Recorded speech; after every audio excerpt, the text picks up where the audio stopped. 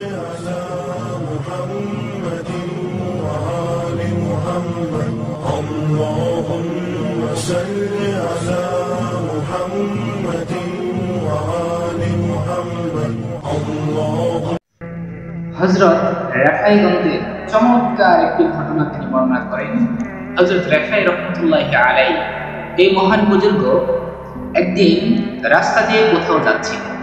তখন একজন ইহুদি আলেম, ইহুদি পণ্ডিত তাকে দেখে কয়েকজন তারা সমালোচনা করতেছে। সে বলতেছে, আজকে এই ইসলাম ধর্মের মহান বুজুর্গকে আমি প্রশ্ন করব, সে যদি আমার প্রশ্নের সঠিক জবাব দিতে পারে, সন্তুষ্টজনক উত্তর দিতে পারে, তাহলে আমি আমার সপরিবার সহ সবাই মুসলিম হয়ে যাব, সবাই আমরা মুসলিম হয়ে যাব।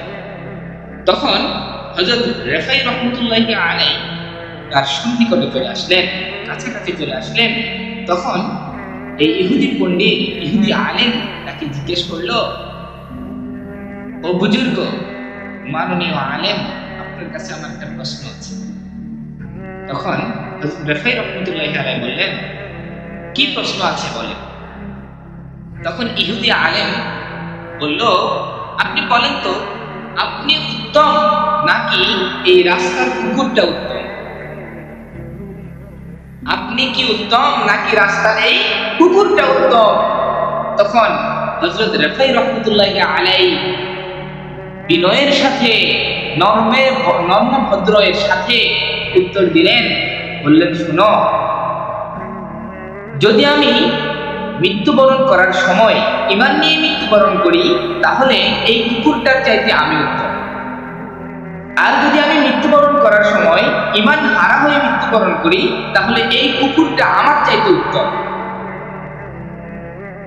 আল্লাহ, কত সুন্দর একটি প্রশ্নের উত্তর দিলেন হযরত রাফাঈ রাহমাতুল্লাহি আলাইহি। তখন এই উত্তর শুনে ইহুদি আলেম খুশি হয়ে গেলেন। তার মনের মধ্যে মুসলিম ধর্মের জন্য ভালোবাসা সৃষ্টি হলো। সাথে সাথে তিনি সপরিবার সহ মুসলিম হয়ে গেলেন, ইসলাম ধর্ম কবুল করলেন, গ্রহণ করলেন। দেখুন, এই রাফাঈ রাহমাতুল্লাহি আলাইহি কত বড় একজন বুজুর্গ ছিলেন, তবুও তারা নিজেদেরকে নগণ্য বান্দা মনে করতেন, নিজেদেরকে কিছুই মনে করতেন না, আমলহীন মনে করতেন, গুনাহগার মনে করতেন। তার কারণে আল্লাহ পাক রব্বুল আলামিন তাদেরকে অনেক উচ্চ মাত্রার মর্যাদা দান করেছেন। তার মানে এই ঘটনা থেকে আমরা অনেক কিছু শিখতে পারলাম যে আমরা সবাই কিন্তু গুনাহগার, আমরা সবাই কিন্তু গুনাহগার। দেখুন, আমি আপনি সবাই আমরা নামাজ পড়ি, আমরা ভালো কাজ করে আমরা মনে করি যে আমরা অনেক কিছু করে ফেলেছি, আমি এটা করে ফেলেছি, আমি ওটা করে ফেলেছি, আমি এই, আমি সেই।